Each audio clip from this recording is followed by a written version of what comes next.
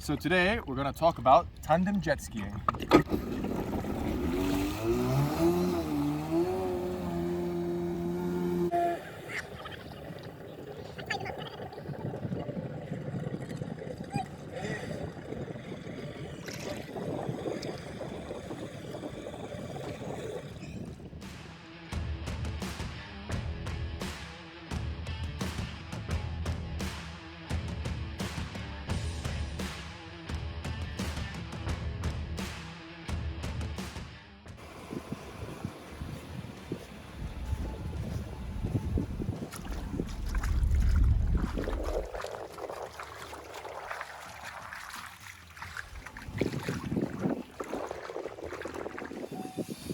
What are you doing today? Ready to rip.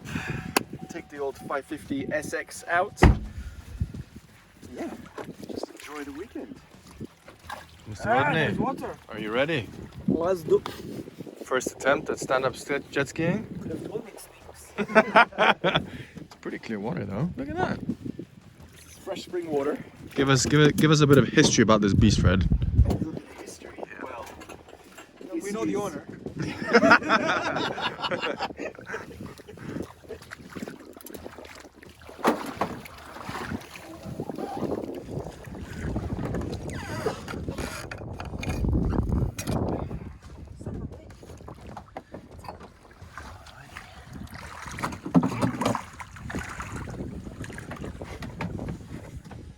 Got a beautiful 550 two-stroke. That engine is pristine. It literally looks brand new. Yeah. Like Yes. Okay. I was gonna one say owner, One never owner. been in the ocean. never seen any salt water. Is that a supercharger? Jet power. See if the old girl starts up. Has been ran in maybe 5 years. Yeah, it's been a couple of years, weeks. No choke. Since she, yeah, no choke, just straight up. Okay, there you go. Just straight up nothing, Right, guys. so as we can see, the ski does not start. Nothing's happening with the starter button. These jet skis actually don't have any keys or any on-off switches. So either the battery's flat or the starter solenoid's bad. So what we're going to do now is bypass the starter solenoid that sits in here by basically hooking up a jump starter to the positive side of the battery and to the, I don't know if you can see that, but basically the positive lead that goes to the starter motor. So if that then now moves, we know it's the, there we go.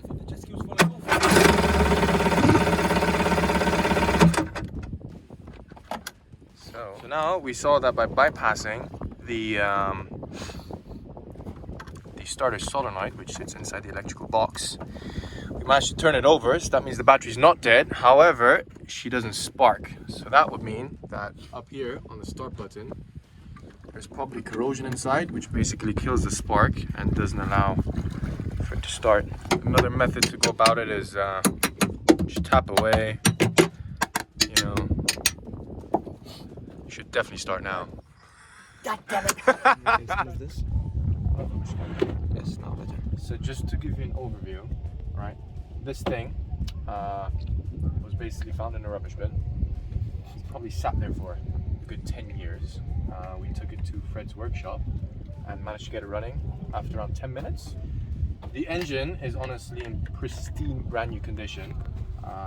Runs as if it just came out of the factory. And I may have found an issue. Buddy. This is probably where water went in. My Loose connector. certified screwdriver is not. Not certified. It's not certified. Loose connection? That's maybe where water went in.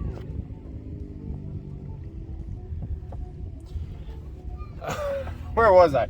Right, so every time we brought this out, it starts up straight away. So geniusly enough of us today, that's not going to go on, there's a plastic piece. We decided not to bring any tools because chuck it in the water, starts right up, no problems. But now we have the issue that the start button does not work. So we know it's not the battery because we already, as you saw in the video, we bypassed the starter solenoid. So it's obviously an electrical issue, which which now we're trying to diagnose. It's most probably corrosion up inside the start button switch, which has basically fused together the kill switch on the start button, which is why it's not sparking either. So once we get that fixed, we'll let you know. Yeah. Right, so now we're opening the start button just to see that there's no corrosion inside in order to diagnose our no start / no spark.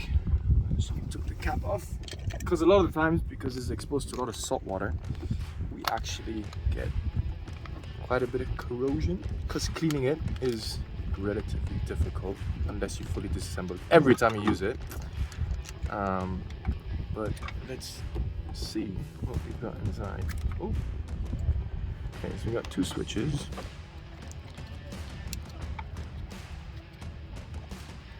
That's your kill switch, and this is your starter switch.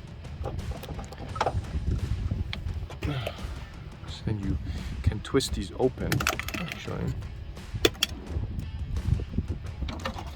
And if it's not one of these, then you got a bad day.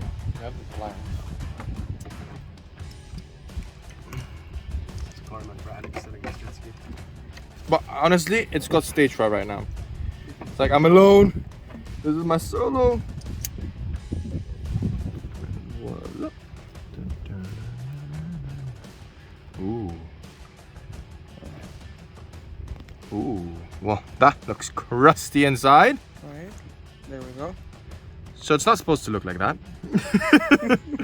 That's definitely seen a lot of corrosion. And if we want to test it, right, so we took the cap off of our start button, which has a spring-loaded plate inside, which basically connects these 2 electrodes, which completes the connection to the starter. And as you can see, there's a lot of saltwater erosion on them.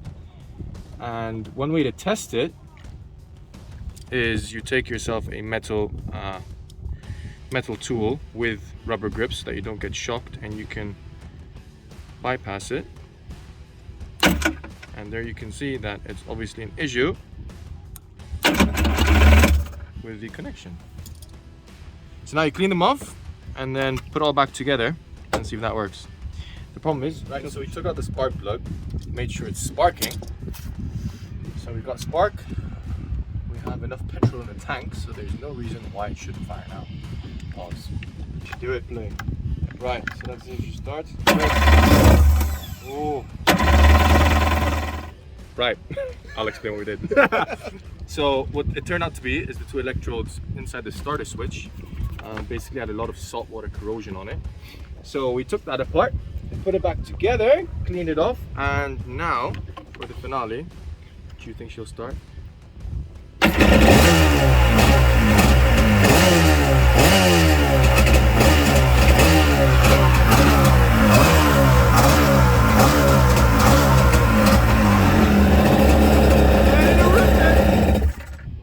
Right, so we managed to get it started, as you can see. And for those of you who haven't ridden a stand-up jet ski before and are curious to know how easy or difficult it is to ride them, they're a lot more unstable than the sort of generic sit-down supercharged 1000cc jet skis. So the most important thing is momentum. As long as you have momentum, the ski automatically stabilizes itself. So the quicker you go, the more stable it actually is. Starting off, for most people, I would recommend that they just drag behind. Be sure to keep your genital area above the jet stream, otherwise that could be very painful. But yeah, no. So we'll start up by just dragging around in a circle, getting a feel for it, and we'll go from there.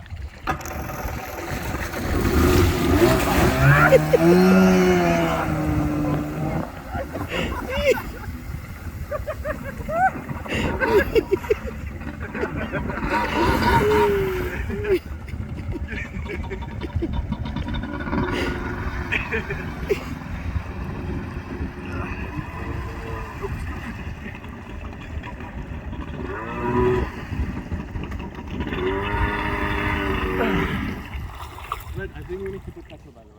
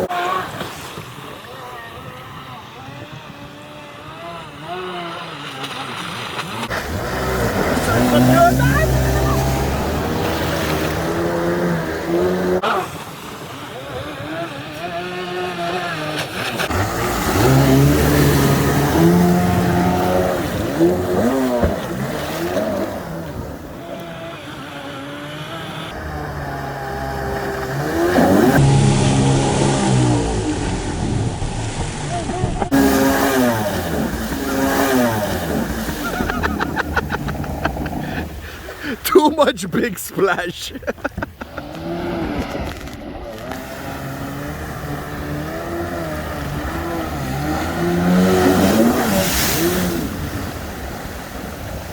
Into the sunset he goes.